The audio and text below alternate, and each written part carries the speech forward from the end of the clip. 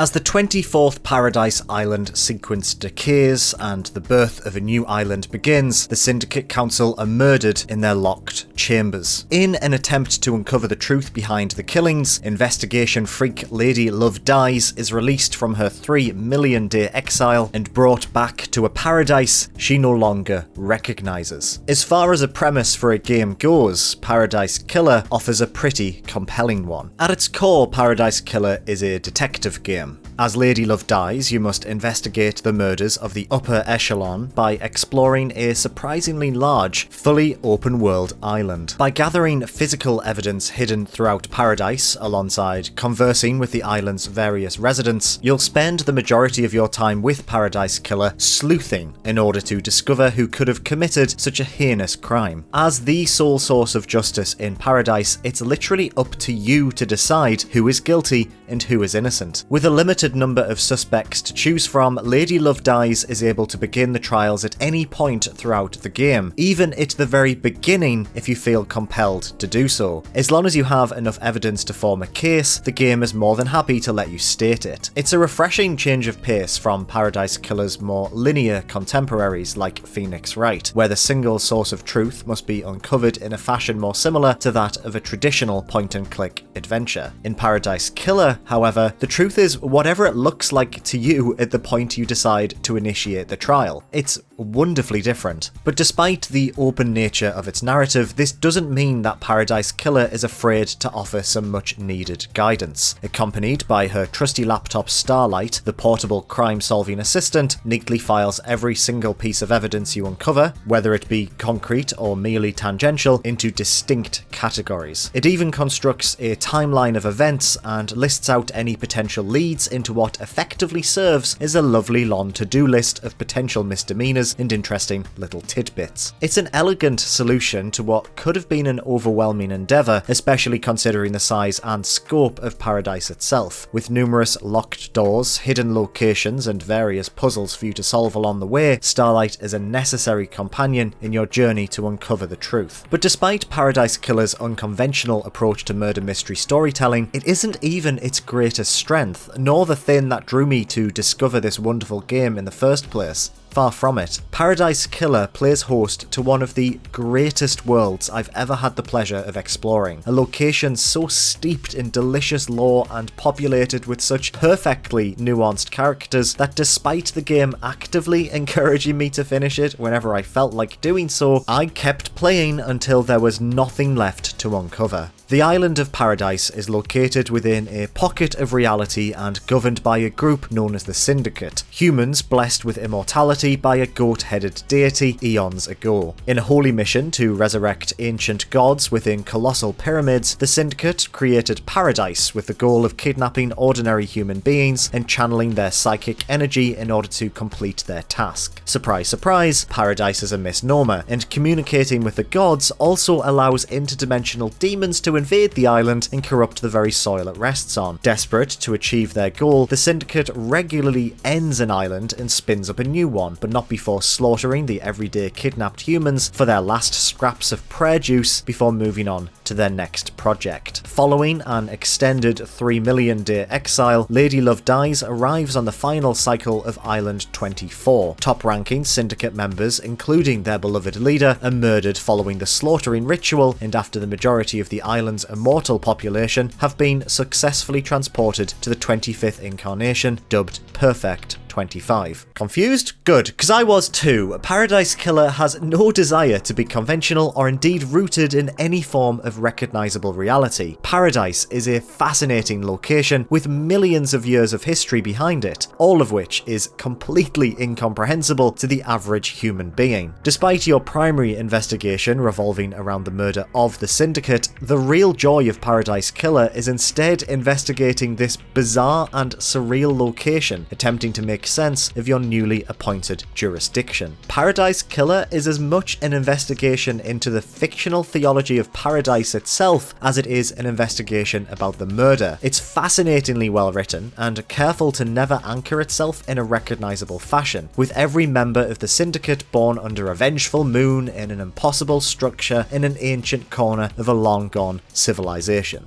But as you can no doubt guess, not everything in Paradise is as perfect as it may seem. Corruption lies at the heart of this society, and the citizens who have been kidnapped from Earth and forced to work underground in Paradise's factories are far from the fanatics the syndicates desire, or indeed require, them to be. Scratching away at the surface sees a million further questions fall away, and they are intoxicating. Questions about godflesh, vampiric murders, time dilation, and extraterrestrial demons. It is fiction at its glistening best, twisting reality with such confidence that it never feels twee or cringe. Everything is contextualized if you so wish to seek it. An unexpected result of the game's surreal and otherworldly fiction is how well it lends itself to the detective genre. Unmoored from the restrictions of the real world, Paradise Killer is able to provide boundaries and solutions that wouldn't be possible in any other setting. For instance, nightmare computers are located throughout the island and track everyone's whereabouts, and cannot be hacked or tampered with. Who are you to question that these computers that are unlocked using glyphs and symbols and sound like a 32k modem connecting to the internet when booting up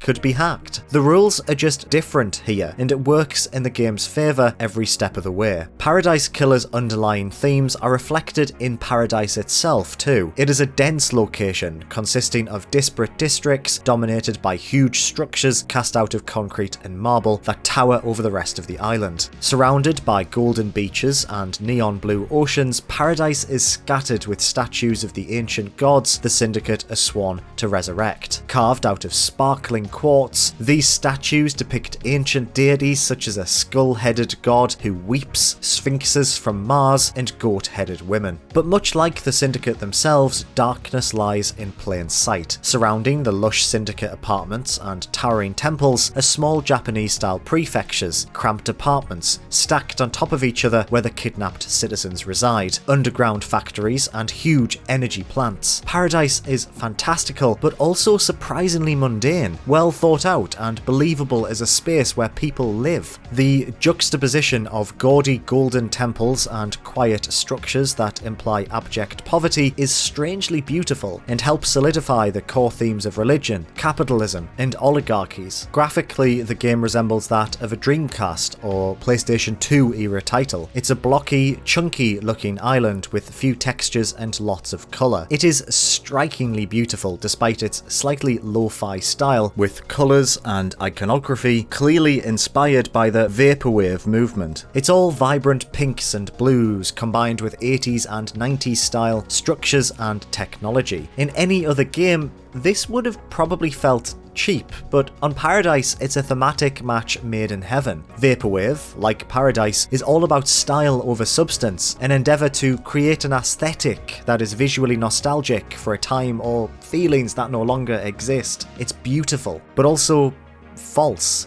Staring at the quickly moving night sky that sparkles with northern lights while surrounded by grey industrial structures punctuated with gaudy statues to long-dead gods is one hell of a visual. Smartly, the majority of Paradise's citizens have either been killed or taken to Perfect 25 by the time you arrive, so the island sits abandoned spare the few remaining members of the Syndicate who serve as your primary suspects. The characters of Paradise Killer are beautifully excessive. They are ancient beings, a millennia old, but are also sexy anime boyfriends and girlfriends. It's here that Paradise Killer veers into visual novel territory with the same confidence as it approaches its grand theological backstory. Crimson Acid is a goat-headed idol blessed by a god and paraded by the Syndicate as a means of controlling the citizens who are horny for goat ladies, I guess. Witness to the End is a gold mask wearing fanatic whose sole purpose is to watch the islands die. Dr. Doom Jazz is a Scottish physician with robot arms. Sam Daybreak is a skeleton who was killed by his wife but loved her so much his bones became red.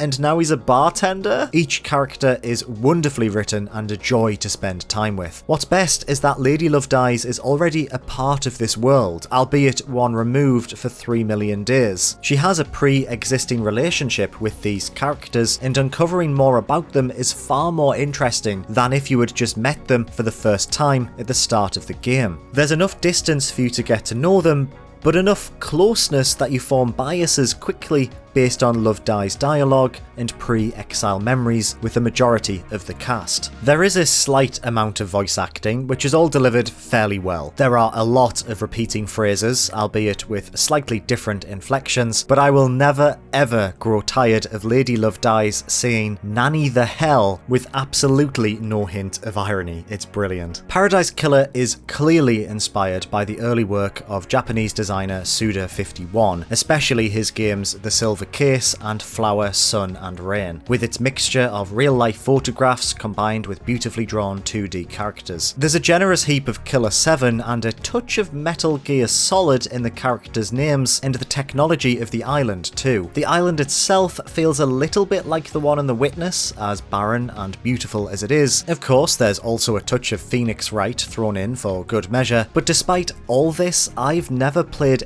anything that borrows so liberally from other sources and yet still manages to feel completely unique. Paradise Killer's inspirations are initially noticeable but fade quickly once you dig a little deeper. There really is nothing else like this out there. The sounds of Paradise Killer are in general absolutely flawless. First, there's the soundtrack, a fuzzy mix of city pop, jazz fusion, and of course, vaporwave. It's wonderful, a bright and bouncy collection of tracks that solidify the overall holiday feeling of the game. Best of all, the soundtrack is completely diegetic, broadcasted throughout Paradise over huge speakers, meaning that there are certain pockets of the island that are completely silent, an environmental tactic used sparingly but to great effect. The various other distorted sounds of Paradise are also brilliant. Every interactable object gives off a certain tune, whether that be the sounds of a nightmare computer, the jingle of a vending machine, or the rattling sound of a collectible. Just simply existing on Paradise sounds pleasing. I have one or two complaints. The island at times can feel a little bit too big and too stuffed of collectibles. Towards the end of the game, where the majority of your time is spent jumping between characters, trying to squeeze the last little bits of information out of them, can prove a little tiresome when the island is so big and fast travel costs currency. But that's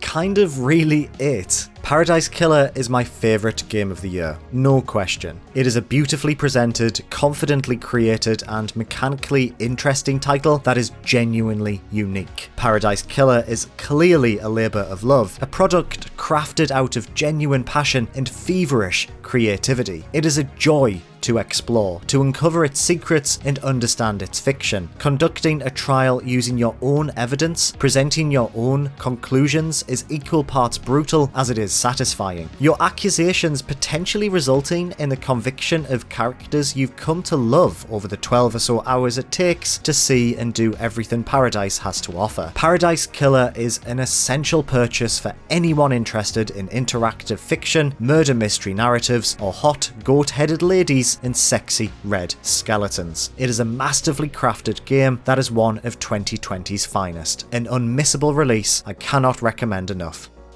Hey, thank you so much for watching this review. If you could like and subscribe, it would really help me out. New videos are uploaded to this channel every Sunday at 4 PM. Thank you once again, stay safe.